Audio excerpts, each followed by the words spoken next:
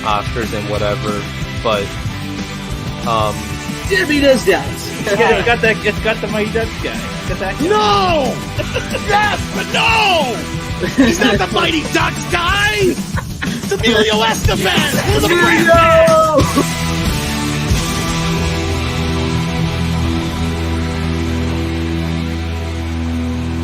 You can never have enough physical media.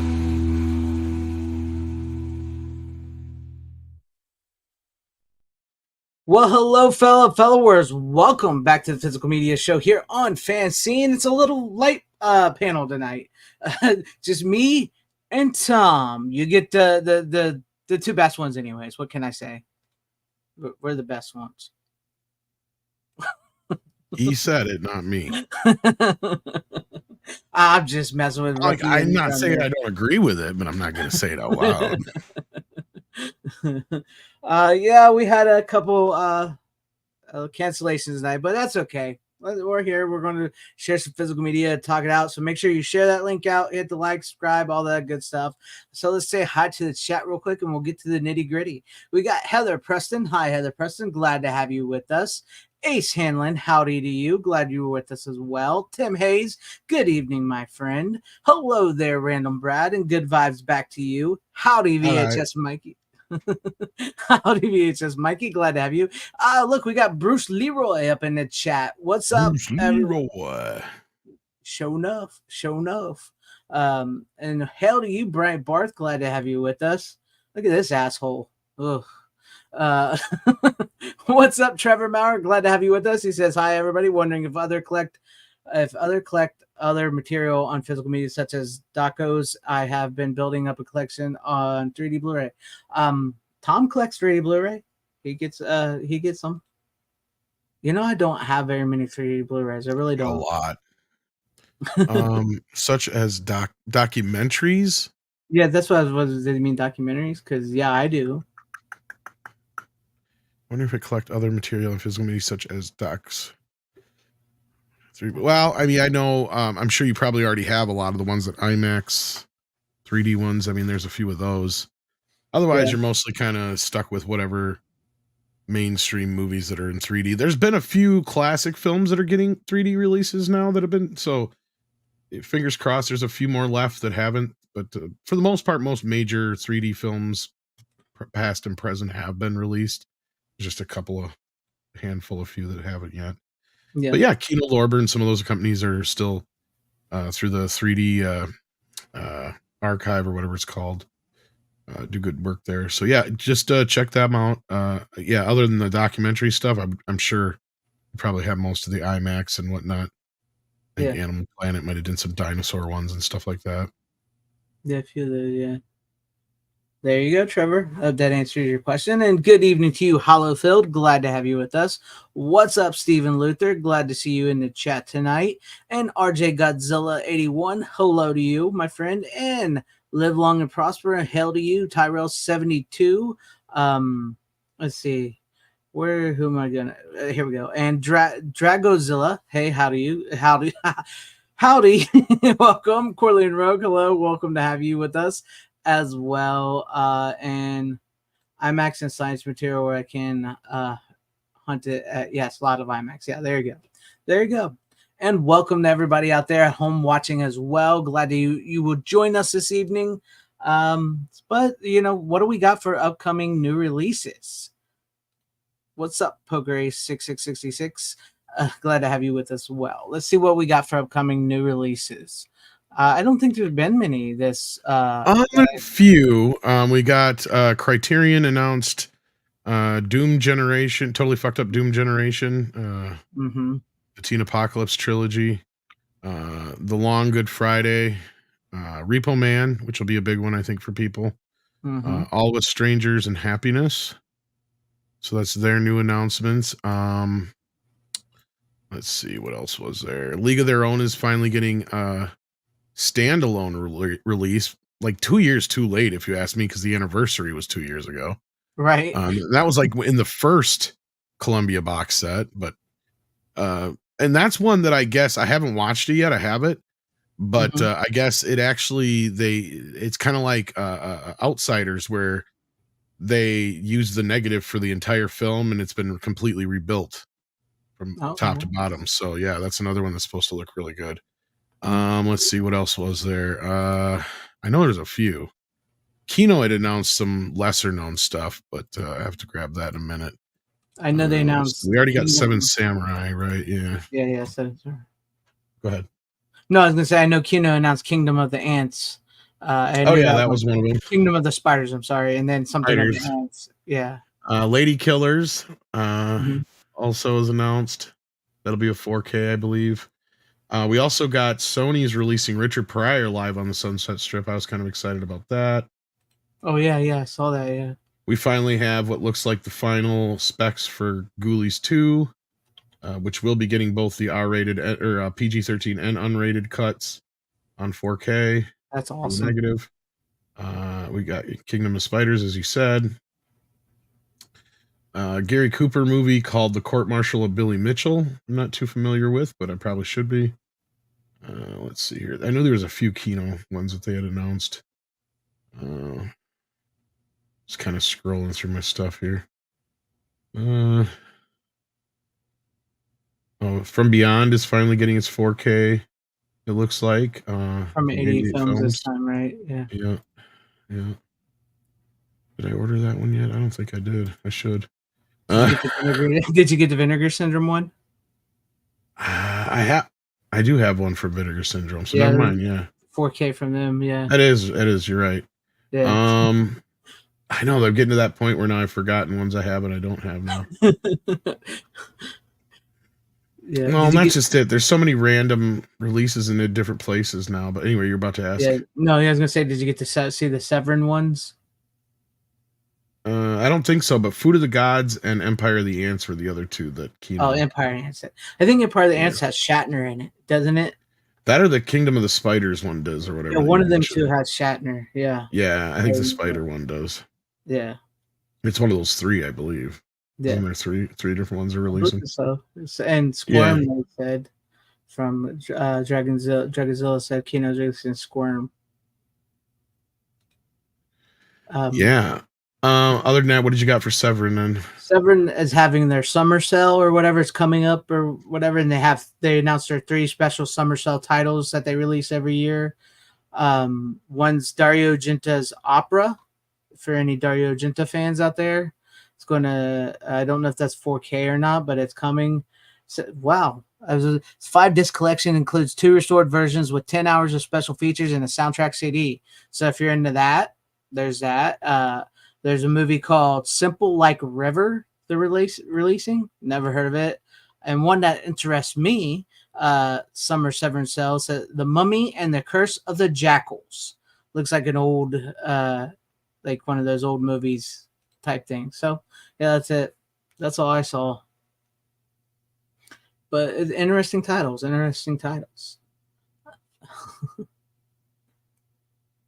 They need to make a 3D Blu-ray player or PC app for 3D Blu-rays for VR. You can play 3D Blu-rays on VR on PC, but it's not quite the same as it should be. Simple. Yeah, I've heard that. And that's why I still have 2 3D TVs.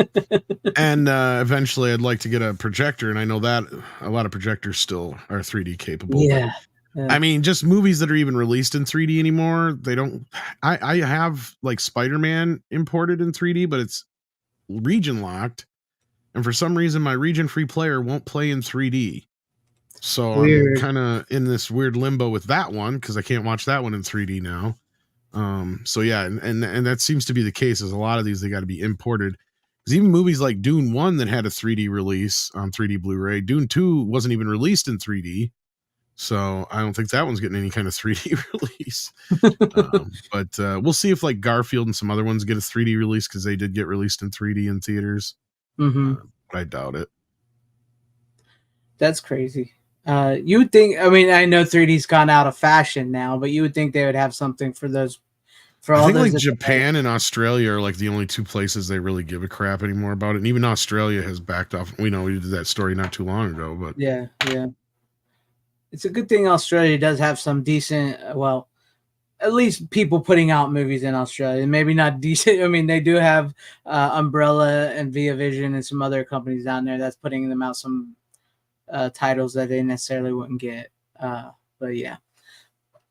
Okay, with that being said, let's go ahead and jump on into this. You want to go first, Tom? Let's go. Let's get you. What do you got? Sure, I can start, I guess.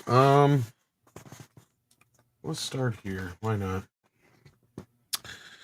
I watched Remembering Gene Wilder. This came out last week, but I didn't get it until I think I got it the day of our show, so I didn't get a chance to watch it right away.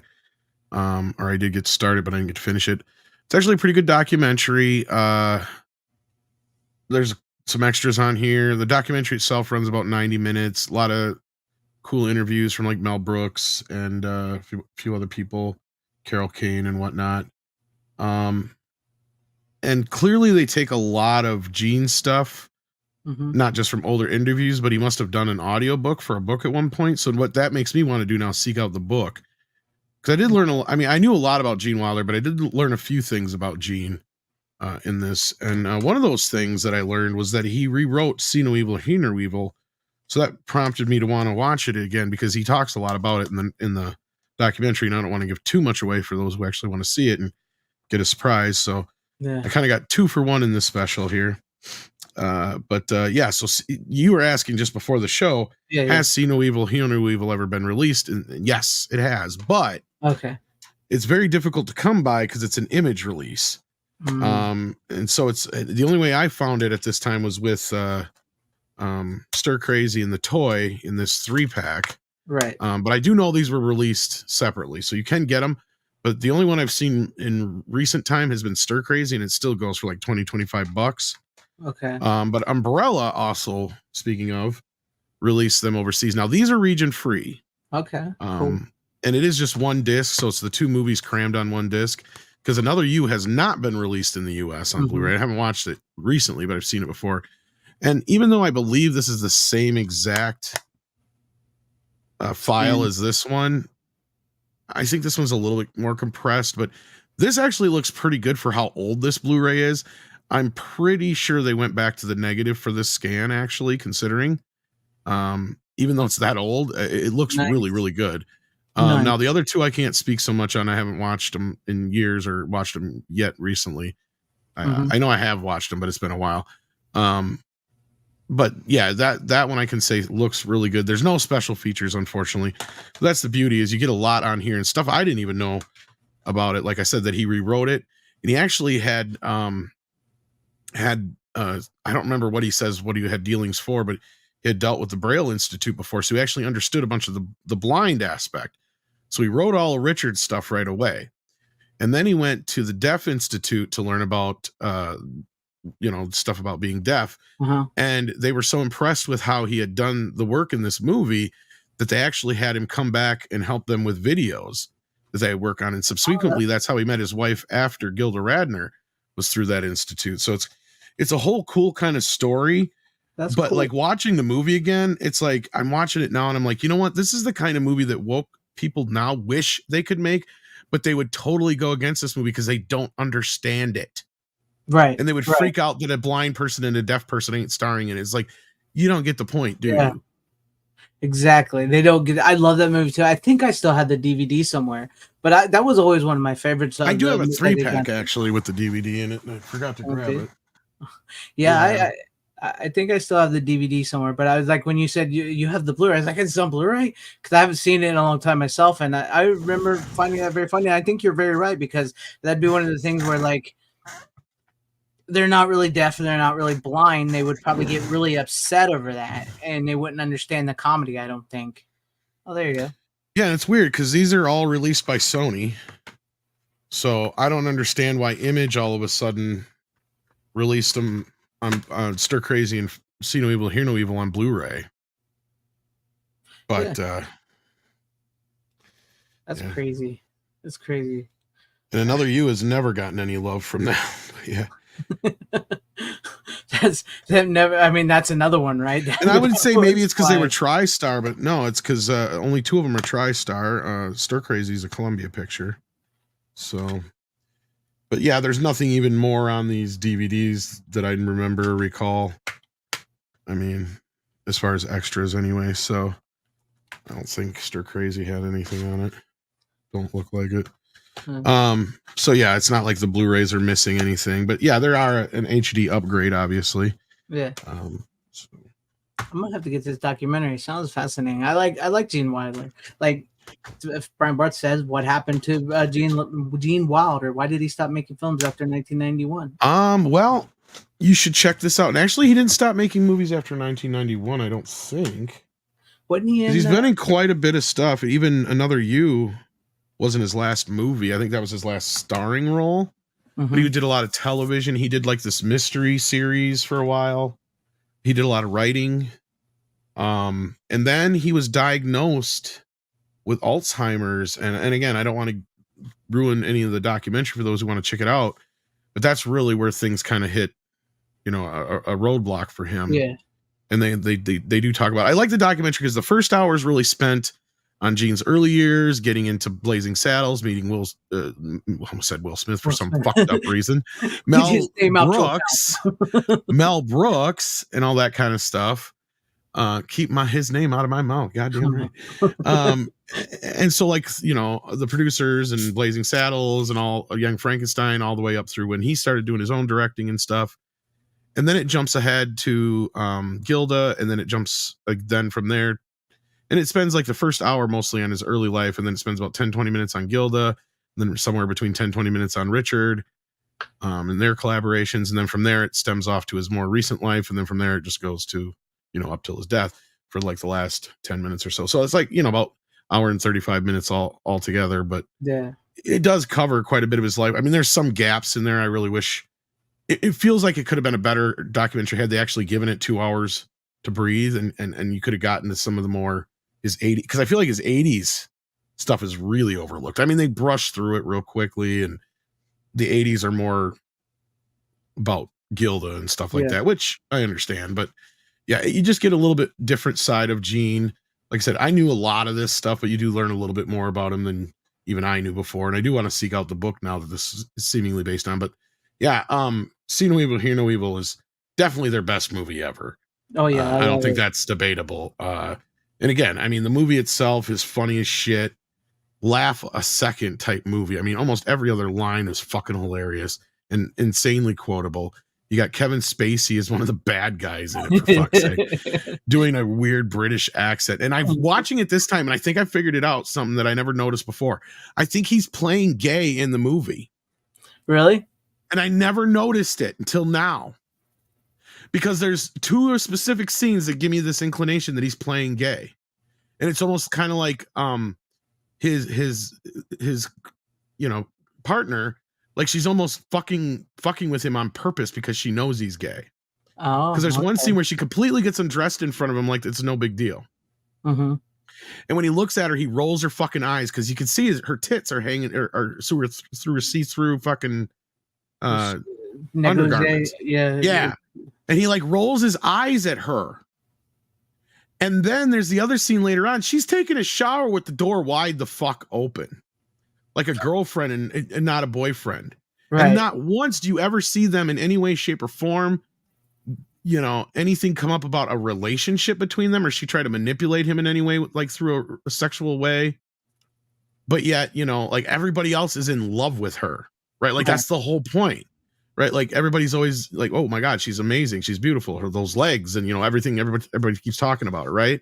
Right. And of course, Richard, all he can say, she smells great. It's a great movie. And I do, I have to when I rewatch it, I have to watch that and see if that, because I'm sitting there going, you know what? I think he's playing gay in the movie. And it just never picked up on it until now. He might be. There's just little subtle hints that it's like, and it's nothing you would really give a shit about otherwise. It's almost just kind of like, it almost works with some of the jokes though, in a way, if you kind of pick it up. Mm-hmm. It's kind of funky. I'm just going, I think he's playing gay in the movie. It just dawned on me. I'm like, wow, okay. Because this movie, watched it this time, I actually is like, there's so many layers to it. And I mean, I always, appreciate it for all the layers that were there before, but almost now I have almost a better appreciation for it after hearing Gene's story about it and everything like that, and knowing how big of a movie it was at that time. Because I think it is. I don't know about inflation wise, but I think it's their highest grossing film. But I think Stir Crazy would be their highest grossing film with inflation. But I'd have to look it up because, of course, the other few films they did together didn't do big box office, but they were mostly well regarded. Other than Another You, that's the one most people didn't like, and I enjoy it, but it is a bit wacky, and they're trying to recapture the zaniness of See No Evil, Hear No Evil, and they just can't. They just didn't get it. That was near the end though. Between yeah. Well, it was only 2 years after See No Evil, Hear No Evil. Yeah, but I do like this part. Yeah. What you mean? I'm not white? Does Dad know? I can hear. Isn't that what he says? I can hear, and he goes, "No, I can't," or whatever, or something like that. I haven't seen it in a long time. Did you hear me? I heard you, Wally. What? Yeah. You heard me? No, that's what I'm fucking dead. Yeah, that's it. That's what I was thinking about. Gene did that shit the best. Just the wide eye, just like bursting at the same shit. Yeah. Oh, that was Did you keep your eyes on the road if it makes you feel better?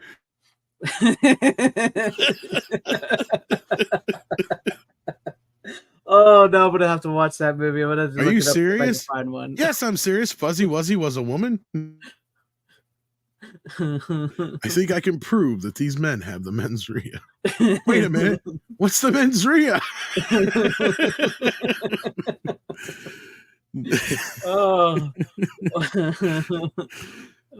What's the one? What's is it? Does she take a shower in front of him in this one? You said, right? Yeah. Well, that's what I was saying. Like, she leaves the door open when Kevin Spacey's there, right? And I mean, I guess if you think about it, oh, maybe they just had sex. Most people would think. But he's fully dressed. He's all engrossed in that fucking coin. And she's just showering with the fucking door open. And the reason it has to be open is so when Gene comes in, he actually sees that she's in the shower. So you can tell the scene was thought out that way. Right? But just the dichotomy between the two characters and everything is just, this time out, I'm looking like, these are more like a bitchy brother and sister than they are a fucking couple. You know, because as a kid, I'm sure I just thought they were a couple or whatever, just because that's the natural thing, abortion, Natasha kind of thing. But no, like this time out, I'm like, no, I think he's totally fucking gay. And she knows it.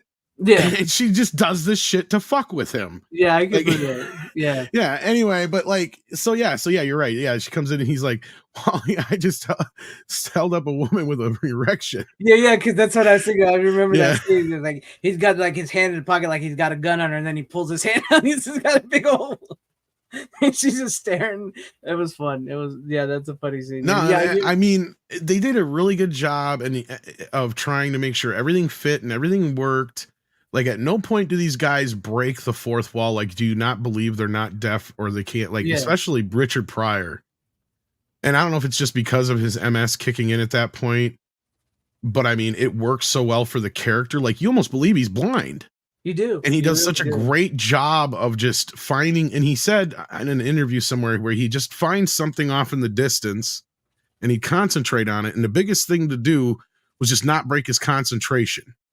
Right? Because at that moment, once you start realizing that you're reacting to somebody talking to you and your eyes start to go to that person, that's when the illusion is broke, right? Because he said that was the hardest part, is not being able to look any of my actors in the eyes or try to get in their eye line or try to look them in the face or turn to look at them when they're talking, because that's what you would normally do, right? Like, so if you watch him, he does this amazing job of constantly just watching off into space, giving you that impression that he's blind, and just the way he reacts. And of course, the MS with his body makes it to where he's clumsy, but that plays into the character. And even Gene said that, you know, he had to help him around, but it worked because he was blind. So it was almost like it worked to the advantage of his well, I don't know if you call it disability, it was disease at that time. You're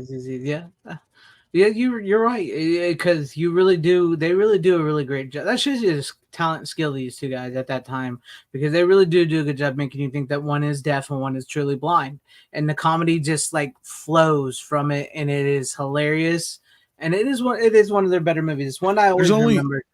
There's only one scene where, because I was paying attention to it too, it was like, there's only one, this time specifically, one scene where, because I've seen this movie a million times, I know it almost by heart. Yeah.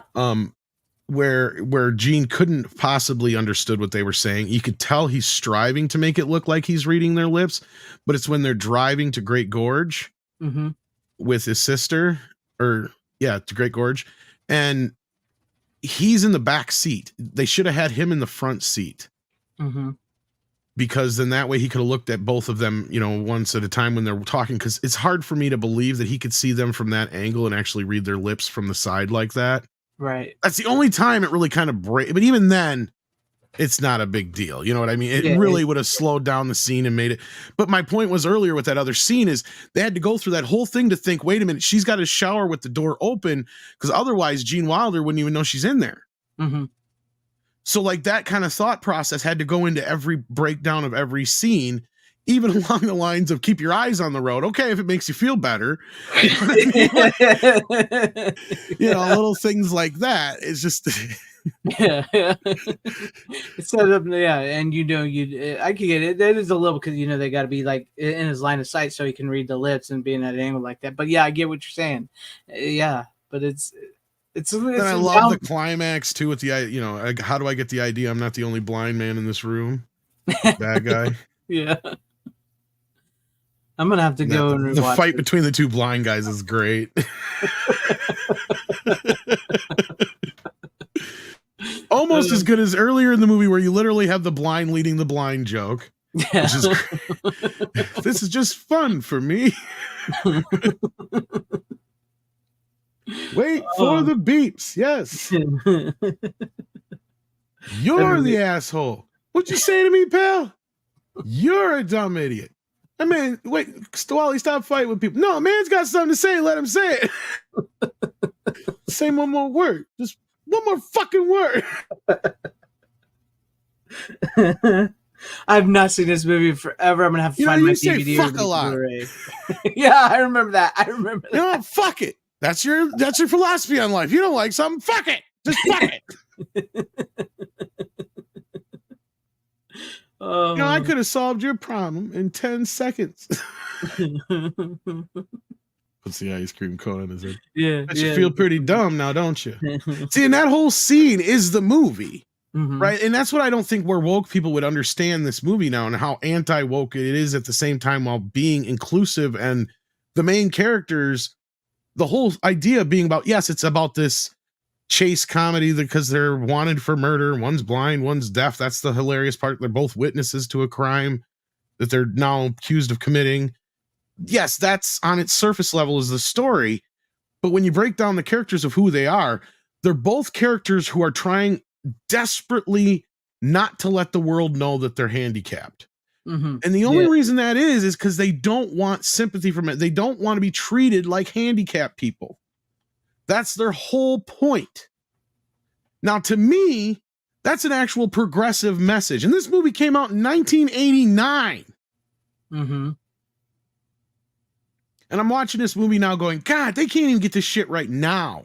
And they got this shit right then. And that's the thing. Anybody normally now would just throw this movie out there and go, oh, and then you got these horrible films like, See No Evil, Hear No Evil, where they make fun of blind and deaf people. It's like, you really didn't watch the fucking movie, did you? Yeah. It's like the same thing if somebody tried to, I even have to say it about that. It kind of reminds me of like that movie, The Ringer, with Johnny Knoxville, which I kind of at first had a cringe reaction to, because I do had family members that had Down syndrome and stuff. Yeah, me too. Before they passed away and stuff. So like, to me, it was like, okay, I'm not so sure about this. And then you see the movie and you realize what it is. And it's kind of the same thing here. They're not making fun of anybody there. Yes, the idea is silly and goofy, because like the trailers would present See No Evil, Hear No Evil, and that line is in every damn trailer. It's like, don't tell me you didn't see anything because he saw it. And don't tell me you didn't hear anything because he heard it. So between the two of you, you both, and you saw and you heard everything. That was in every trailer, right? That's the buildup of the joke, right? But it doesn't matter, because that's just a catalyst for the story and the idea of people just want to be treated like people. And I think Gene probably really got that doing his research. I think that really bled into the script, because I really didn't know he had that much to do with the writing. In fact, I don't even know if he got credit for writing it. He probably didn't, because most of the time they don't write. They usually just like, we'll let him rewrite it. And then. Oh, he does have screenplay credit, but he's the last one. So Okay. yeah. But like he the way he talks about it is like he completely rewrote it because he liked the idea, but it wasn't working for what Yeah. it was. And No, I think you're right. They want to be seen as people, and I don't think people understand that. I really don't, because they always make it these things like, oh, they have to be this, they have to be that. But in the process of doing that, you're not allowing these people to be seen as people. You're making them seen as their handicap disability. or whatever, disability or whatever it may be.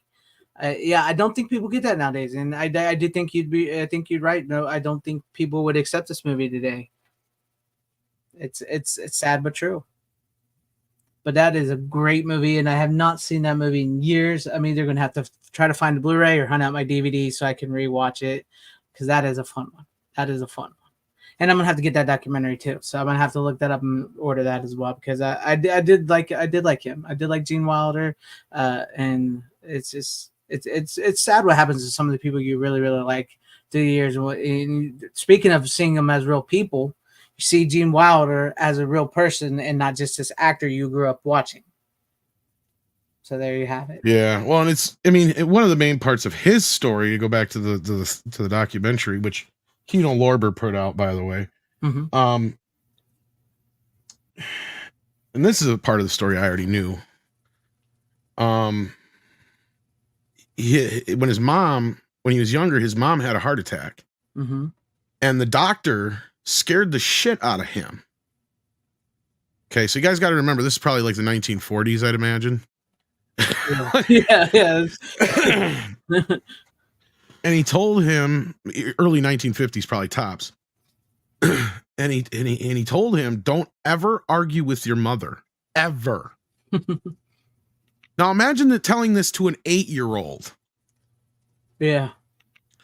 And not only that, because he goes, if you argue with your mother, it might kill her. He goes, whatever you do, try your best to make her laugh and don't upset your mother. Mm-hmm. So from that moment on, he did everything he could to try and be funny for his mom, because he was deathly afraid of killing his own mother. So this neuroticism and this clown emerged this day because he had to create this thing out of himself, because it was first on one side he couldn't argue with his mother, so he has this, he says, that's where I get this side of myself where I'm constantly keeping things bottled up until I burst. Yeah. You know, and then the other side of it is where the humor, because I was constantly trying to find everything funny in life, because I was always trying to make my mom laugh. And so that created the comedian Gene Wilder, because he's like, if my mom would have never had that heart attack and that doctor wouldn't have scared the shit out of me, I'd probably be a writer or a musician. Mm-hmm. You know, and he is. He's one of the most undersung comedic geniuses of our time. I agree. And I'm glad he finally got a documentary. And again, now I want to go find this audiobook about or book and / audiobook that he clearly did at some point. That's cool. I'm definitely gonna have to get that and watch See No Evil, Hear No Evil again. It's been a long time. Great movie. Great first pick. Enjoy it. All right. Well, I guess I'll go to my first pick. I don't remember. Tom said I don't think I did, so I don't think I did. I don't know. If I did, you guys will let me know. But my first pick is Into the Night, starring Jeff Goldblum and Michelle Pfeiffer. Yes, it is a Fuck Shout Factory title. So there you have it. There's my first pick of the night. I don't even think I'm aware of that movie. It's got two people I know very much. Okay, go ahead. I'm sorry. Yeah, I was very much aware of. Yeah. And it's got a good cast to it because it's directed by John Landis, and what's his name? I just had his name from Ghostbusters. Dan Aykroyd's in it. David Bowie's in it. Yeah. What? Yeah.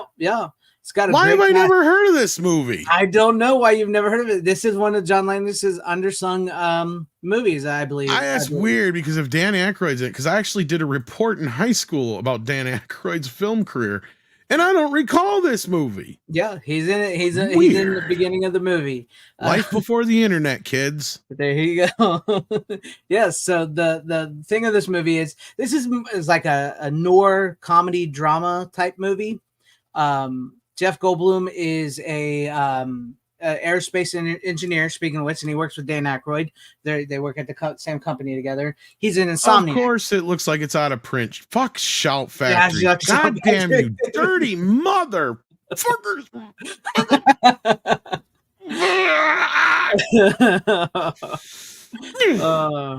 Yeah. Anyway, you were saying? I know. So if you're your channel member, drop them in the chat. Just fuck Shout Factory. But no, he's an insomniac. Jeff Goldblum is. He's an insomniac, and he discovers his wife is cheating on him because he can't sleep, and he ends up coming home and she's cheating on him, and so he decides he's going to just get up one night and drive out to the airport, and he goes to the airport at LAX, and Michelle Pfeiffer comes running out of the airport being chased by these Iranian type guys, and John Landis is actually one of them. He plays one of the bad guys, and so they're chasing her, and she gets in his car and she makes him drive away, and they have this like crazy night out on the town being chased by these bad guys and throughout LA, and like going to movie sets. David Bowie is a hitman who just like shows up out of nowhere at one point, and they have this crazy like thing, and like it's like one of those weird old crazy night type movies where you like what's going to happen next, and as the night progresses, Jeff Goldblum and Michelle Pfeiffer get closer and everything. I don't really want to spoil it all for anybody who's never seen it, but this is actually a really good movie, and it gets a little darker than I anticipated some spots for it being sort of a comedy, because it does get really dark into where these bad guys do some bad things. So it gets a little darker than I anticipated. But it's very much a noir type movie, and it's something that I think was done earlier in John Landis's career.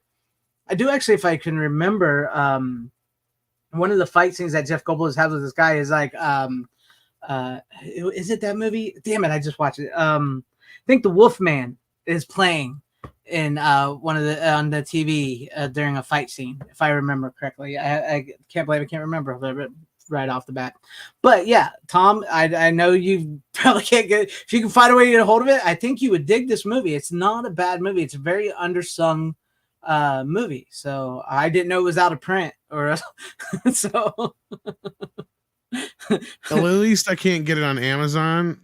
I found it in some places at a fairly somewhat reasonable price, but I think it's used, which is good. So fuck Shout Factory. Yeah, fuck Shout. That way they don't get your money.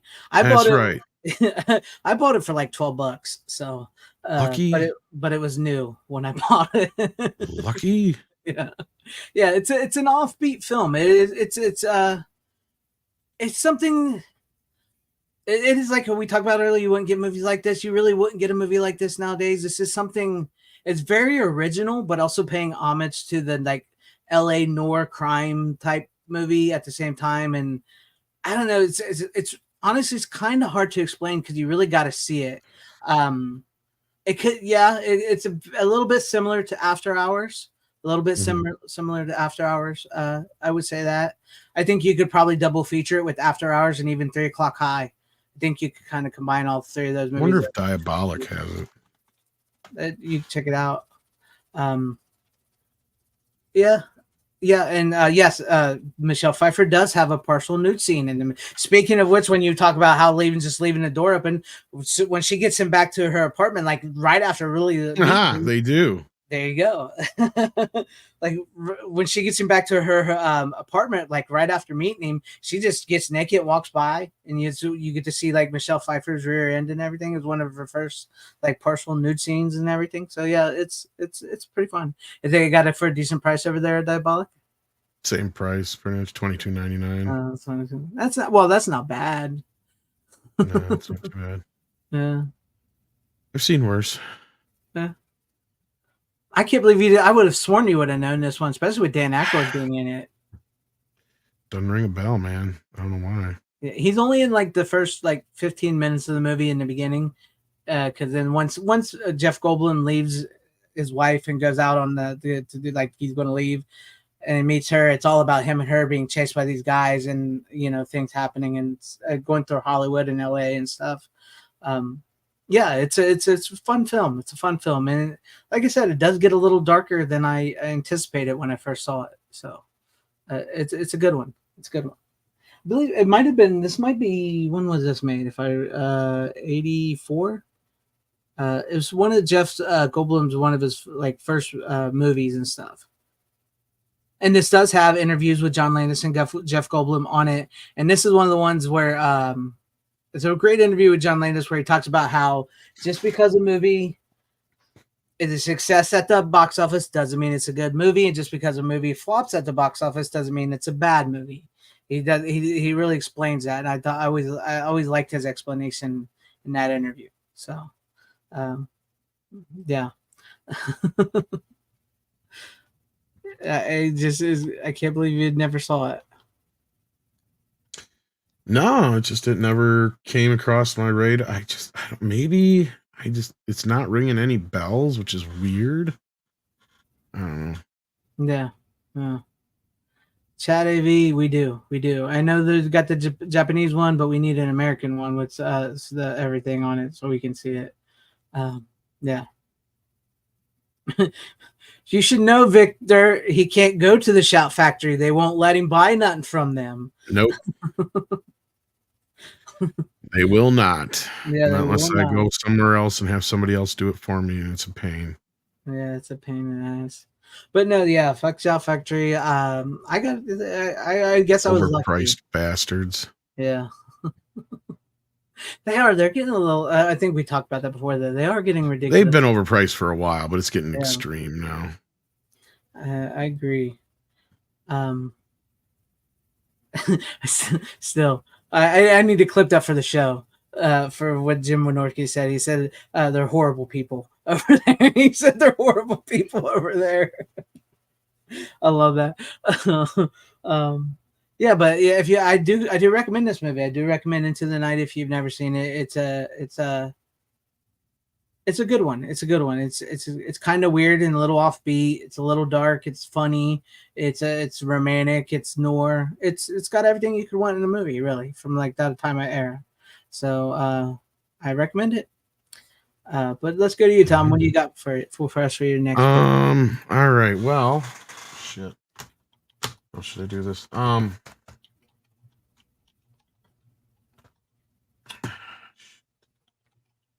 right. Well, you mentioned noir, so I might as well go to this one next. I got this yesterday and actually pile drived both Chinatown and The Two Jakes in one go. Nice. And Chinatown still holds up. It's still an amazing fucking film. I mean, I don't know what to say about it. I guess you can have whatever thoughts you want about certain people who made it and are part of the film, but I mean, other than that, it's one of those movies that's just really, really, really fucking good. Other than that, it looks pretty good. It's from a little bit older scan. Mm-hmm. Some scene, or let me rephrase that. Some scenes look good. Some scenes not so good.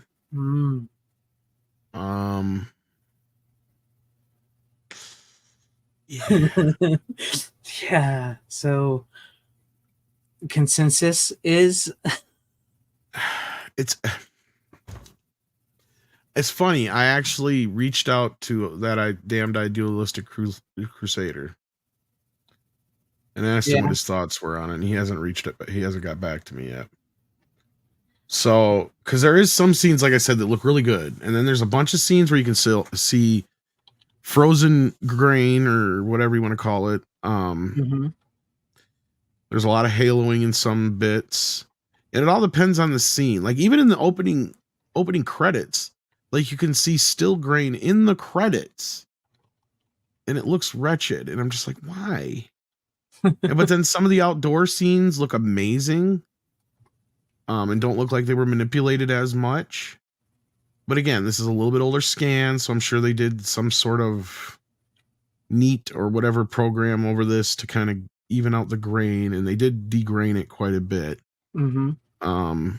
I wouldn't say they DNR'd it though. It's like that degraining method or whatever you want to call it. Because I mean, there's still some fine grain there, but again, you have some scenes where it just completely goes still, which is a sign that they've done something that they shouldn't have. But yeah, Tyrell, I mean, what can I say about it that hasn't been said about the film itself? Forget it, Tom. It's Chinatown. Yeah, right? It's Chinatown. Now, The Two Jakes, this is the first time I ever made it through the whole movie from beginning to end. I tried watching it on video years ago, and I just couldn't get into it. There was some about it wouldn't click with me. This time out though, I enjoyed it a lot more. I got all the way through it. I kind of figured out some of the twists pretty early on. Although some of it was also kind of still a surprise by the end. Even though the movie itself feels like it's surprised with some of its own surprises. Mm-hmm. I haven't seen the two Jakes, but I've seen Chinatown. All right.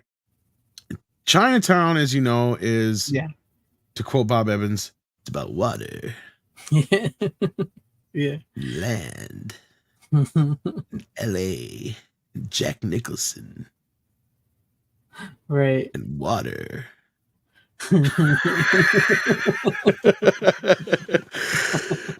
No, actually it's a very twisted noir tale built around the water fights that I believe are mostly true in that area at that time for California, and just an interesting twisted tale of power, greed, land, water, like I said, water rights more so, and a twisted, even more twisted family secret, let's say, where if you haven't seen the amazing scene, yeah, that's been copied a million times over. Chinatown. Yeah, I've seen that one. I don't want to spoil it for anybody who may have seen it, but yeah, so in that the sequel picks up pretty much 20 years later. It takes place in 49. I can't remember when the first one. I think the first one's before the war. Second one's after the war. Okay. And because that's a big part of the second film is that there's two Jake characters. You have Jake, of course, from Jack Nicholson's character, and a new Jake introduced in Harvey Keitel's character.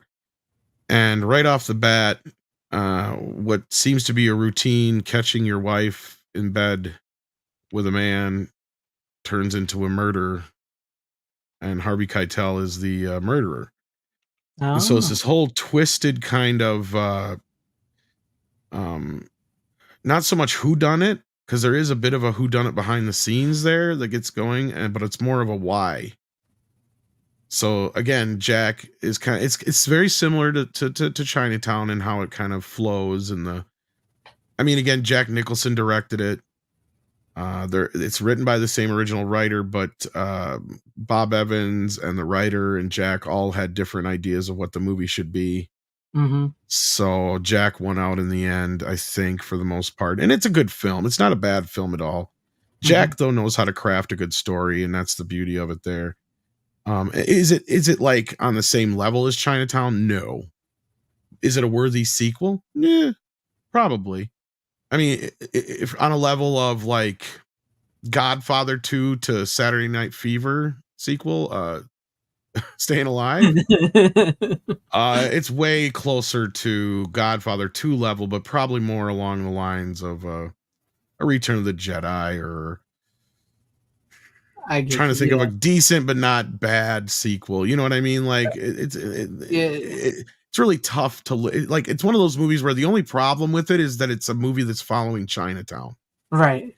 In the movie itself, it does wrap around back to the original film for certain reasons, and they do go out of their way to try and bring back a couple of characters from the original film, and they do seemingly work in the way that the story flows. So yeah, and it comes with it. So it's like you buy the 4K of Chinatown, and it comes with the Blu-ray of Two Jakes. So it's like the Teen Wolf 2 thing. You get buy one, get the other one for free kind of thing. Yeah, okay. But this does not come with a standard Blu-ray of Chinatown, so keep that in mind.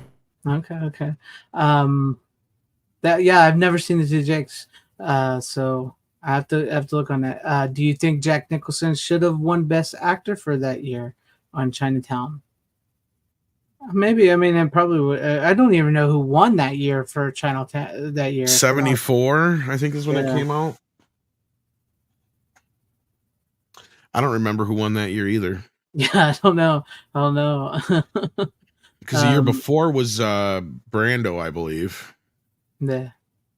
Hard to say. You'd have to tell me who won instead, so I could actually judge that. Yeah, you'd have to. I don't remember who won in that year. Yeah, and there was actually a third film that was somewhat set up in this movie, that never happened. Yeah. And I think it's just because of their disagreements, but it's set up because in this movie, Jake is, he's engaged. And we hardly get to see his girlfriend because the whole story is kind of about him getting wrapped up into this case, and he keeps missing dates and pissing her off. Well, in the third film, it was following his divorce. It was called Gaddis versus Gaddis or whatever, because it was supposed to be about around their divorce, but also this other case that was coming up at the same time. But it just never happened. But the first one was about water, second one was about oil, the third one was supposed to be about air rights. No, it made sense. Yeah. Yeah. So for those who don't know what I mean by air rights, you're like, what do you mean air rights? Well, how tall buildings can be and such to disrupt a skyline. That's what they mean. I know what you mean. Which is all stuff that actually was shit that happened. So yeah. Yeah. It looks like Art Carney was the winner. And in fact, George. Oh yeah, I don't even know what for. In fact, George Lucas had a fight over air rights at one point not too long ago, if I remember right. Did he now? Did he? I didn't know that. But yeah, I might have to. Yeah, he did a big fuck you to some apartment owners. Because they didn't want him building something, so then he went and bought some land. I can't remember the exact story, but and then went and built whatever it was he was going to do anyway and pissed him off. It was like he got around their bullshit somehow. I can't remember the exact story, but yeah, it's something to do with that. Good old George Lucas. So I have not seen Two Jakes. I need to see that. But as for the Chinatown 4K, worth it or not? Because I know you said some of it really good. If you have the Blu-ray from a couple years back, which I do have, but I didn't bring over here, I don't know if it's really worth that much of an upgrade, because that was from that same 4K master. But yeah, I mean, even though there's some issues with it, and I can't wait till that damned idealistic fool Crusader goes through it with a fine-tooth comb and rips it apart. Pending that, I would say it's fairly decent priced for what you get the two movies here. Chinatown has a nice package of special features. Right. I guess I didn't really watch them all, but yeah, no. Overall, I would say it's probably worth it. Okay. And these are kind of limited usually, so yeah, and some of them they've re-released, but not always. Yeah, so like was that the Kurt Russell one I missed out on? I really wanted to get a breakdown. That was very limited. I think I missed that one too. Yeah, I think. But I did hear might be getting a 4K though. So yeah. So be on the lookout on that one. Yeah. All right. That sounds interesting. That sounds interesting. Here you go. It says Al Pacino was Godfather Part 2. Dustin Hoffman was Lenny. Albert Finney was Murder on the Orient Express, and Art Carney was Harry and Tonto. And Art Carney won? For real? That's kind of I remember all those movies, but Harry and Tonto, I really do. So that's kind of weird. All right, so interesting. All right, well, for my next pick, which we don't have to talk long about because I don't know, it's just a weird movie that I liked, so I'm gonna it's Destroy All Neighbors. Just came out, which I'm kind of bummed that it only got a DVD release. That kind of upset me. And I did end up buying it because I wasn't going to, but I figure I don't know if it'd ever get a Blu-ray or a 4K down the line. I don't know. But this movie actually stars, what's his name? It's from Bill and Ted. Well, he's not the main star, but he's one of the stars. Oh my God, what's Bill's? Not Bill. Yeah, Bill. What's Bill's name? The guy that plays Bill. I can't think of his name. But anyways, stars Jonah Ray. Alex Winter stars Jonah Ray and Alex Winter. It's a movie that's sort of done in the old school, like 80s style, like practical effects movie. It's really weird. It's not as good as Freaked. Freaked is better. Which movie is it? I missed it. Sorry. Sorry. That's why I didn't answer you. Oh yeah, Destroy Oh, All Destroy All Neighbors. Neighbors. No, I've never seen that one. I've heard Yeah, of it, but I haven't seen it. it's new, and I'm kind of bummed that it only got a DVD release. It didn't get a Blu-ray release. But I think that has something to do with like this movie is not for everybody. It's some will love it, some won't. I loved it. It's practical effect driven. The Jonah Ray plays this guy who's a prog rock. He's trying to make a progressive rock album that he's been trying to make for like 10 years and he's never finished. He's living with his girlfriend in this apartment building. One of their neighbors dies and a new neighbor moves in and it's Alex Winter.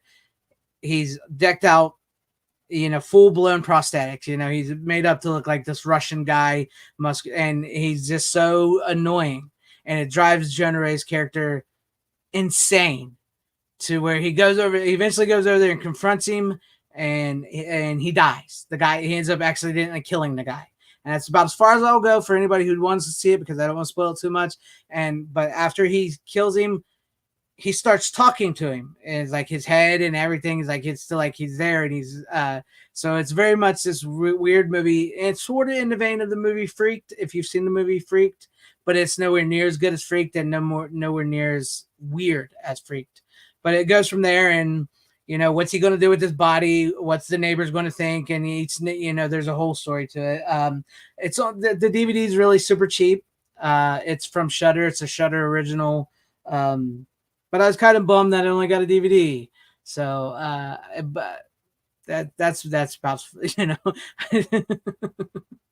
yeah. When he kills the next, yeah, that is great. I'm glad Random Brad liked it. Yeah, it's a great fun movie. It is. It's a fun movie. It's really Thomas Lennon's in it. Thomas Lennon's in it. He's great in the movie. He's funny. It's got this just weird sense of humor about it that's just goofy, very goofy. But yeah, there you go. I don't. This is when we need like the third guy for to bounce off of, so we could go to them. It's no Chinatown. It's hard to follow Chinatown with Destroy All Neighbors, which is like an '80s throwback horror movie that's funny at the same time, a funny thing. Yeah, I did too. Usually Shudder puts their movies on Blu-ray. Usually Shudder does put their movies on Blu-ray, which leads me to think is that this movie was probably well liked enough by people like us, Random Brad, but probably not watched enough by other people, so that probably didn't get a Blu-ray. That's why I probably didn't get a Blu-ray. I don't know. But sometimes those Shudder movies, they're weird. Sometimes you'll get like a Blu-ray of them, but some other country will release a 4K of the movie, which I've seen that happen a couple times with those Shudder movies. But yeah, there you go. It's a fun movie. I do recommend it because I did like it. It was my cup of weird. So enjoy it, and have fun with it. So yeah. It's about all. That's about all I can say. So let's go. If you're ready for your next pick, Tom, we can go on to you if you're ready for it. Sorry, I'm here. No. All right. Speaking of weird, actually, that's a good place to. I don't know if you actually watched it, even though I sent you something about it. I did watch some of it. I got this from what the hell's the name of it? Deaf Gator. Or whatever the hell that is. Deaf Crocodile Films. Yeah, I did watch some of that. And this is a weird fucking trip of a movie. It has got to be the weirdest Star Wars ripoff I've ever seen. It's a Romanian animated film. And to get around certain laws or whatever at the time, they animated it as shorts and then put it together as a movie. Now this is the second film these guys did, I guess. Now I'm going to be getting the first film eventually to check it out. That one's called Delta Space Mission. Right. This is called The Son of the Stars. And the animation is just wild and I love it. It's so surreal and trippy as hell. Sadly, it's only Romanian audio. I wish they had like an English track of some sorts, but it does have subtitles, but even the audio that's on here is quite ragged. But it is from a new 4K master of the 35 millimeter negative or source or whatever. elements. And it looks really good. Now, where did I find this film, Brian? I found it initially on Vinegar Syndrome in their label sale. But they had sold out of it already on their website. So I went and found the Deaf Crocodile website, and they still had it in stock. You know, I was just about to ask you about that because Deaf Crocodile just signed a deal with Diabolique DVD. They have a big, and part of them now. That's where I'm going to get Delta from because that's the only place I could find it. So there you that go. would explain why they have it there. Yeah, but yeah, no, I mean the story itself is kind of, I mean, it's similar. It's kind of more like Aliens meets Star Wars meets a Pink Floyd music video. Like that's the best way I can fucking explain it. It was pretty trippy from when I was watching it. And the music is from some famous Romanian composer and shit. So the music is very like synth oriented. So if you know like that era of music or Pink Floyd, especially like One of These Days, the song, it almost feels like that he was very inspired by that song. And just the story itself is interesting in and of itself. It's actually probably one of the better Star Wars ripoffs as far as actually bringing something new to the table and not being a direct ripoff of Star Wars. Because the story starts out and it's about this couple who have this child who was born in space. And they're off. I don't remember exactly what they're doing, but they're either looking for habitable planets or they're just exploring something like that. And some of the translation is kind of janky. Like I think they should have had somebody come in and kind of actually. Well, I don't know who did the translation, but there's like some ways that things are phrased and worded that they might be doing a literal translation, or it almost feels like an AI translation. Cause it's like, okay, yeah, I get it. That's probably what they're they're saying literally in the Romanian language, but you almost have to finesse it a little bit to match or make it to where English speakers can understand phonetically. Right. I don't know how else to explain it other than that. Cause it's like, there were some bits I was getting a little lost in the explanations. Cause the other thing, because this is such a low budget thing, they have a lot of exposition scenes where you just literally have a narrator explaining things over scenes without seeing it. So that's probably the biggest downfall of the film, but that's not the film's fault. That's the fault of the fact that they didn't have the ability to animate this whole entire thing. But yeah, so anyway, the story's set up that this is this kid born among the stars. That's why it's called Son of the Stars. And his parents are out on this mission for whatever reason. I can't remember if it's to find new planets or just explore things, but they're on their way back to Earth. And the whole setup is they're talking about it'll be the first time Dan gets to see Earth and all that kind of stuff. And on their way back, they get this transmission from an unknown source. And it appears to be this astronaut from like a few 100 years or 100 years before their time that was lost in space. So they take the chance to go and try and rescue her. And then they get stuck in this Van Cleef system, it's called. And then they get killed when they're trying to repair the ship, or so we think anyway, I'll say. And the son's left alone and they crash land on a planet and he's left alone with Bob, the computer. And Bob is preparing himself to raise Dan, and Dan just runs the fuck off. I'm out. He's just like, I'm out. And fucking Dan runs into these globby little fucking Slimer creatures. They're like, I mean, I wouldn't say them Slimer creatures. They're just bulbous looking like weird things. And they speak telepathically, and Dan figures out how to talk to them telepathically. So then you jump ahead and Dan's an adult now, and he's basically learning the ways of these people. It's like a semi version of the Force, basically. Right.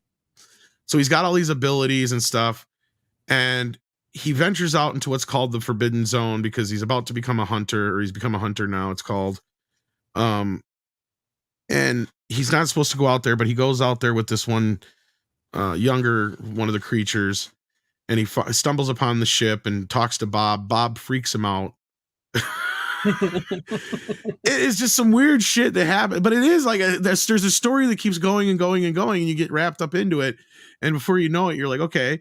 And like, so then finally he gets with the computer again, and he figures out he's got to leave, and he's got to fix the computer, I think, first, or the ship first, and then So they get off there, and then he finds out more about the Van Cleef system, and what they're really in is like the Van Cleef thing is like this disruption that's like keeping all these planets and people trapped, and it's like this whole mystery inside of an enigma, but it actually answers itself by the end, and I don't want to give it all away because it does kind of unfold in an interesting kind of way.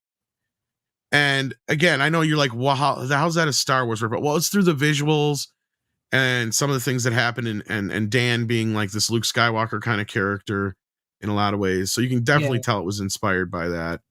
You can tell when I was watching it, you could tell. Yeah. It's just a trip and a half. It's not very long, so it's not like it's not that hard to watch. And as far as I've watched a lot of foreign animated films, not so much anime, but like stuff from different other places, especially behind the Iron Curtain. And this has got to be one of the better ones, I'll say. So yeah, I'm looking forward to see Delta Space Mission. It was fun from what I saw. So yeah, it was interesting. I do need to finish it because I would like to finish it. But you're not wrong. It was definitely that would actually kind of fit. That movie does kind of actually fit in the last movie I just did with the weirdness wise. They're asking again in the chat what it's called. It's called The Son of the Stars. Now that's its English title. It's harder to find under that, and I wouldn't be able to pronounce the fucking Romanian title of it. But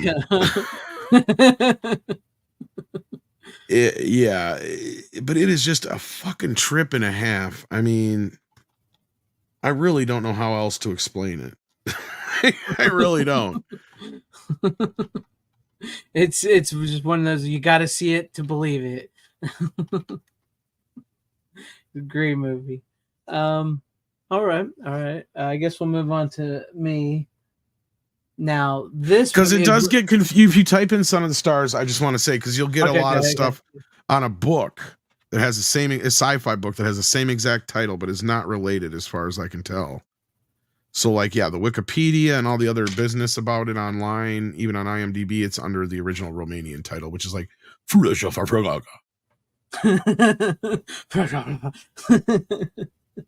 right. I was going to this next movie. I was going to wait because I know you have this movie too. I don't know if you watched it yet or not. And I actually need to see a little more of this movie. I was going to hold off, but I really want to talk about this movie. So I'm going to pop this up real quick. Death Machine, starring Brad Dourif. I haven't got it yet. You haven't got it yet? No. Have you ever seen it? I've heard about it, but I haven't got it yet. No. Oh, this movie is bonkers, and that's good. This is one of the better Kino I've seen, because like they give you new artwork here, right, and stuff like that. And then you take it off, and look, there's the original VHS artwork or whatever, post artwork, and it's 2-disc, and it's a reverse. This is directed by Steve Norrington, who did Blade, and this is the movie that actually got him Blade, the movie Blade.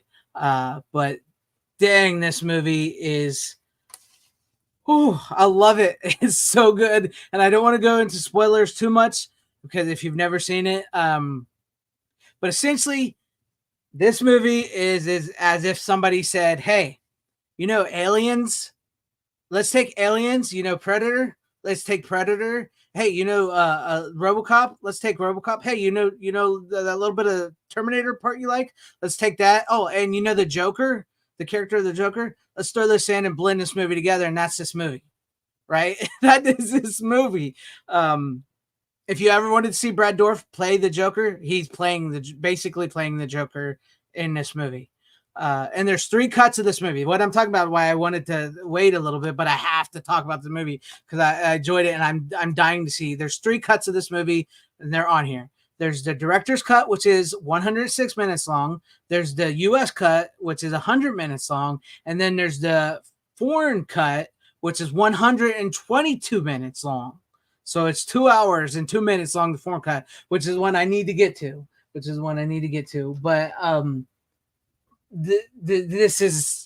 movie is bonkers. I loved it. It's incredible. So it takes place in the year 2003. It was made in 94, I believe.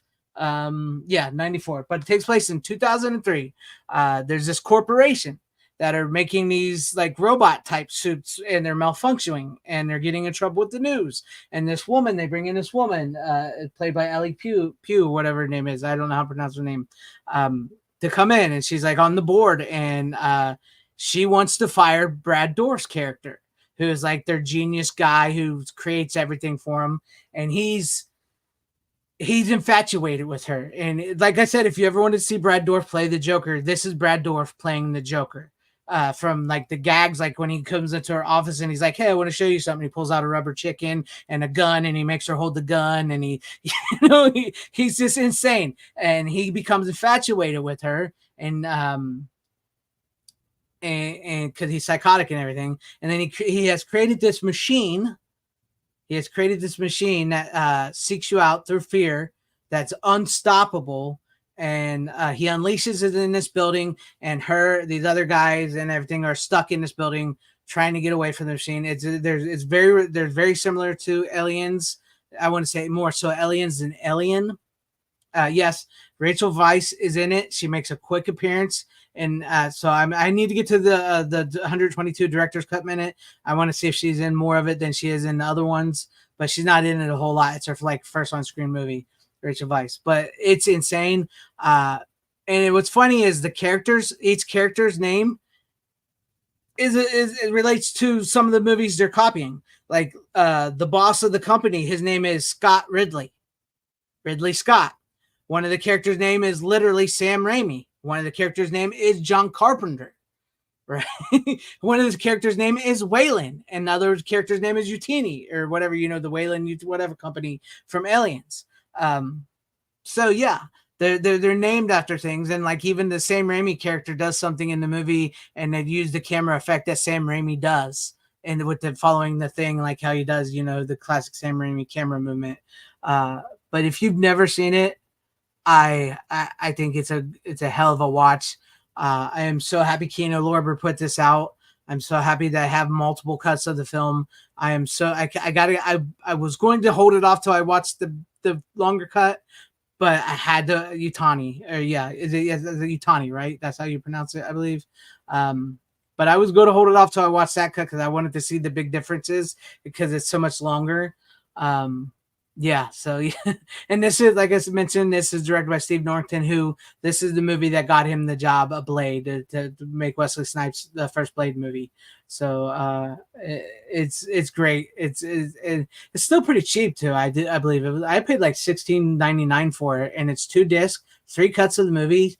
Special features are 2 audio commentaries with the director, audio commentary by HorrorFix.com's James G. Chandler and Ash Hamilton, audio conversation with Steve Norrington and legendary creature creator and makeup artist Alec Gillis, 5 separate on-camera interviews with Crispin Merrill, editor Paul Endicott, costume designers Stephanie Culley, producer Ray Burtis, and co-producer Stuart Paul, whatever, 2 image galleries, and 3 trailers and more.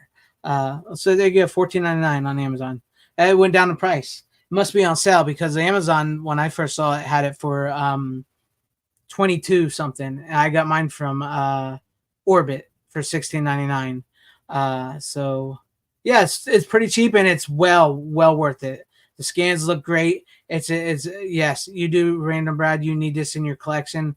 It is awesome. It is a hell of a movie. I loved it. Brad Dourif gives an amazing performance. The creature effects, the robotic effects are crazy. It's just you gotta see it. You gotta see it. I wish Brad Dourif had stayed on Voyager as their on-staff resident. That would have been funny. Yeah. Yeah, Brad Dourif did a lot of TV guest spots in his later years, which is now he's retired. He will only do the voice of Chucky, but the way Chucky's going right now, I don't really watch it. But yeah, this was good. This is a good one. Highly recommend. I was going to hold, like I said, I got to watch the 122 minute cut. From what I understand, that Stephen Norrington, when he first made the movie, he didn't like his final cut at all of the movie that he got. So he's been constantly editing it. He constantly edited it multiple times throughout the years after it was released. So that's why there's so many different cuts. I believe the 122-minute foreign cut was actually a 128-minute cut at one point in time that was cobbled together by someone else. And then I guess Kino finally fixed it up for this release. And so I'm really looking forward to get into that. Yes, it was a British and Japanese co-production. Yes.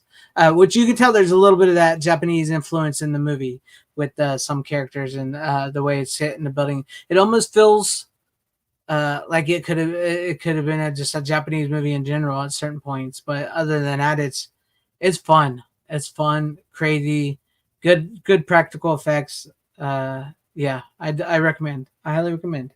Check it out. That's it. That's all I got. Unless you got anything else you want to show off, Tom. Hey, there's Steven. What's up, Steven? Salute. I hope you have fun. have one more movie, one more brand new one. Yeah, if you want to go ahead and show, you can go. And this is from one of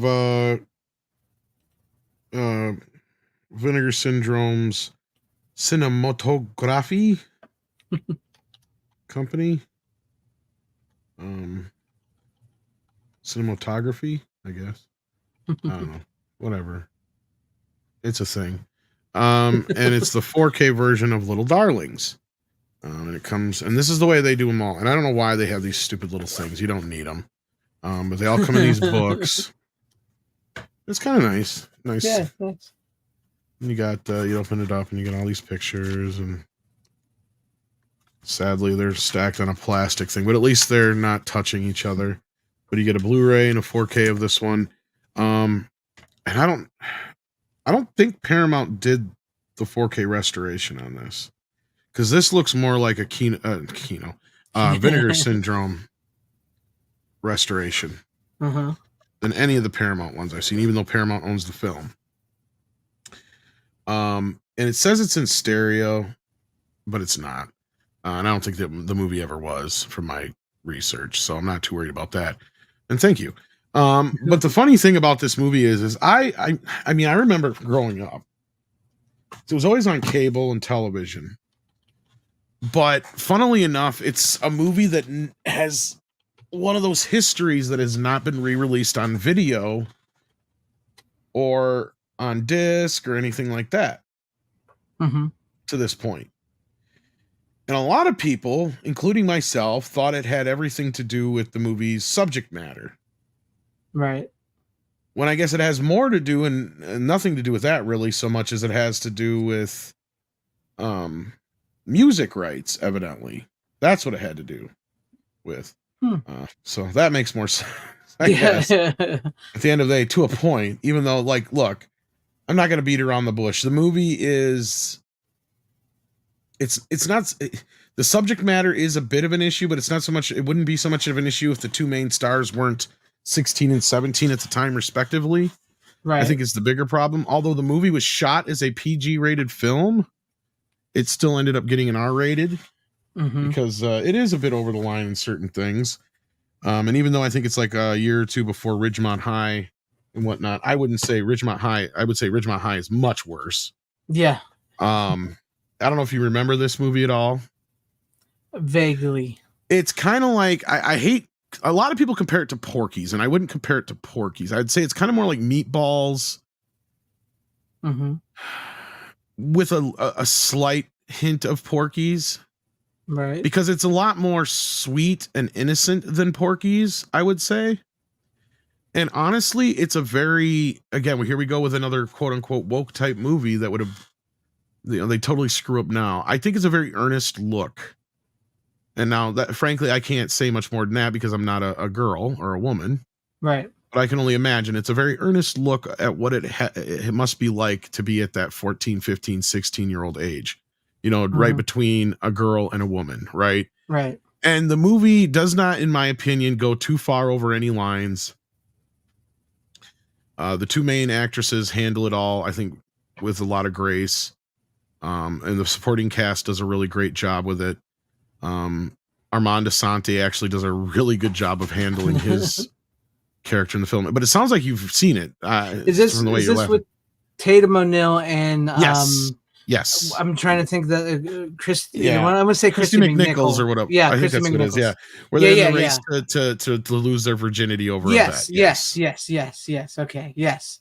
It took me a minute. I have not seen this in years, and you're right. I can't speak too much because I was never a 14-year-old girl.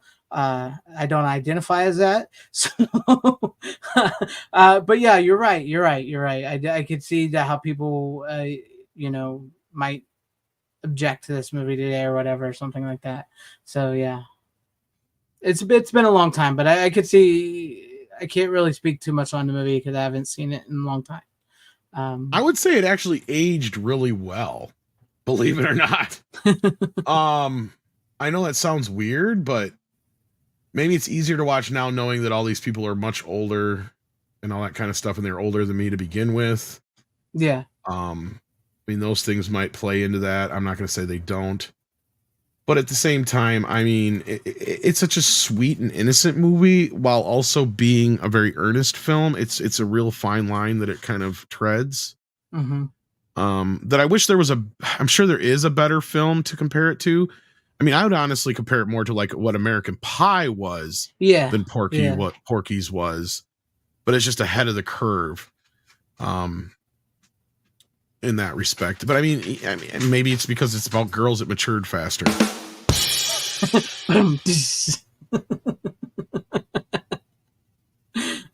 maybe, but no, I get what you're saying because like when you like it had all that hoopla about it back in the day about these girls, but now you're 40 and they're in their 50s, if not 60s, right? How old are they? They're pretty old now, right? Yeah, at least that, because I'm 44 and you're roughly whatever, and so Tatum was already 17, 16 when she made this, so yeah. And so I guess you would say it's a bit different watching it now. Yeah, I mean, now I can live. The nostalgia part is what a lot of it for me, of course. Mm-hmm. But I mean, just the subject matter. Yeah, it's not something I could so much relate to as an adult. But I mean, I could see even kids nowadays being able to take this and kind of, I don't know. Yeah, I think it's a really earnest look at it that they don't quite get nowadays, I guess is what I'm trying to say. I get you. I get you. Curious what other people feel about it, because I have not seen it in years. And like I said, I know I'd seen it all the time on television and cable. And I don't remember getting edited all that much on television. It must not have, because there's nothing here that I don't remember seeing or feeling like it's missing or anything like that.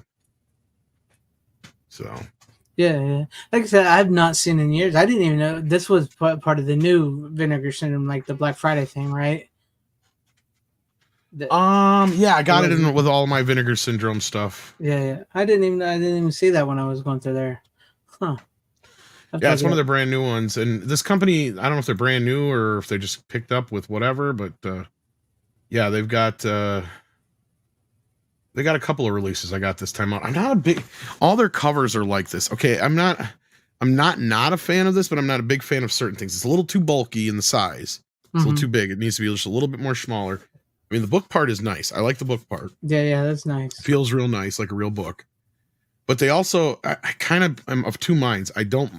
I like that they have tape on the OB strip or whatever you want to call it, the L card. But there's tape on the L card. So now it's taped to the back of this, and there's still art that you can't see underneath and on the other side. Yeah.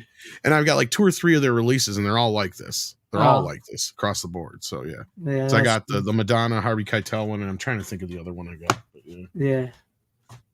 And I'm more disappointed that I thought the Harvey Keitel Madonna one was 4K and it's only a Blu-ray. So that sucks. Well, Brian, I do believe Tatum O'Neal got in some trouble with drugs, so that's why she never really had a bigger career, I believe. Matt Dillon, he had a decent career. He did. Oh yeah, the cast in this. Yeah, you got also the first time what's her face from Sex and the City's in it. Oh, the lesbian chick. The red hair chick. Yeah. Well, she's blonde in this, but yeah. Yeah, I think she was blonde the for a long hippie time. chick. Yeah. God, I want to say there's at least 1 or 2 other kids in it that maybe I'm wrong, but like, yeah, no, I mean, overall, the movie's good. And it's got like a John Lennon song and a couple other songs that I see that were the problem, I guess, from my research. Mm-hmm. So yeah, that was the deal. Yeah. Well, happy birthday to you, Steven. Deleted scenes. He says, I got my first video through Vinegar Syndrome 2 days early. A nice early birthday present. Awesome. Vinegar Syndrome's good at that. Like, I got one of the a title that we will probably discuss next week pretty early.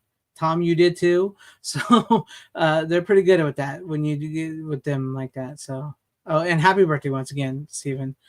But yeah, I have not. Yeah, I once you started describing it, I remember Christy McNichol was in it. Yeah, I've not seen it in years and years. But yeah, they're all in their 60s now, and it's insane. It's funny when you think back on them like that, and you think the subject matter today, how that would play. That always is fascinating. Well, now it'd be a Disney movie, and it'd be about them sleeping together. Yeah. That's how they lose their virginity. It was never about the boys.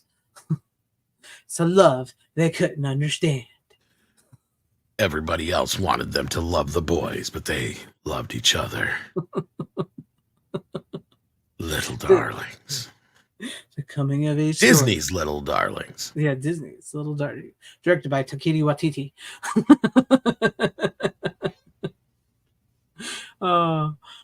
But yeah, it was good. I didn't realize that was out. I'm gonna have to look it up. But I'm definitely gonna have to get on to See No Evil, Hear No Evil, the Richard Pryor thing, and possibly this one. Well, yeah, I'm kind of surprised because this is one of those, like I said, that it has not been on disc ever, from my knowledge. I don't think, and it's only been released on video once or twice. Yeah, and otherwise, it's only been seen on cable and television for the most part because of the music rights, I guess. Yeah. According to Tim Hayes, it was a John Lennon song, and Yoko Ono wouldn't play ball. Yeah. So, yeah. Sounds about right. I'm sitting here going, is that a John Lennon song? and I'm watching the movie, and sure shit, I look it up, and it's like, yeah, it is. And then that's where I started to learn. Oh, all this time I thought it was just because, people thought it was too racy, and people complained or what have you, and that's why they never re-released it. No, it had everything to do with the music. And normally they would just replace a song. That's what's weird about it. And Paramount never had any qualms about doing that in the past. Yeah, they never have at all. So I think they might have used that as an excuse not to release it, perhaps. Yeah. Maybe that's what they did. But yeah, like what's funny is Tatum O'Neal tried to take Michael Jackson's virginity when they were dating in the 70s. It's an interesting times, man. Interesting times. It's always fun to look back. It's just, I would not see like when you talk about like the cast and that, and the controversy or whatever. It's like just watch that, like we talked not too long ago about that with Alicia Silverstone. Watch that, and now that's a controversial movie. That's pretty gross when you think about that one. Now that one, and that got a release before Little Darling. So think about that. But yeah, there you guys have it. I don't have anything else. If I did, I would. No, it's gonna be one of the shortest shows we did. Yeah, this was short. We had another movie to talk about, but unfortunately our guest wasn't able to. Hopefully next week they can, so we can talk about it. I got to reschedule with our guest, and hopefully we'll be able to talk to him about it, because we would have had another one, and the conversation probably would have been pretty long. So but hopefully we'll get him on here next week. Which is funny considering the star of that movie only has like 5 lines, but yeah. Right? And when you really watch it, he's barely in the movie. It's more. It's like, I'm sitting here counting the lines at one point. I think it got about 5 or 6. I think is the most he has in the whole movie. Yeah. Like we just said, Brian Bart, that we're down a guest. Our guest had the kid. It's an unforeseen thing that happens, and we went through our titles pretty quickly. We went pretty good, we did pretty good. So, I mean, it's an hour and 29 minutes. So it happens. Next week's show, though, will probably be longer. Yeah. Rookie and Runner, they had to work. Those damn young kids always working and trying to make a living and do things. Never here on time. But thank you guys. I appreciate everybody out there in the chat. Thank you, Tyrell. I do appreciate that. Thank you. You'll find out next week, Steven. You'll find out next week. Thank you, everybody out there in the chat hanging with us. Thank you, everybody at home watching. Make sure you guys hit that like, subscribe to Tom, me, his channel, my channel, everybody's, and we'll catch you guys next week. As always, you don't have to go home, but I got to find it. You can't stay here. How you doing? Bitches leave.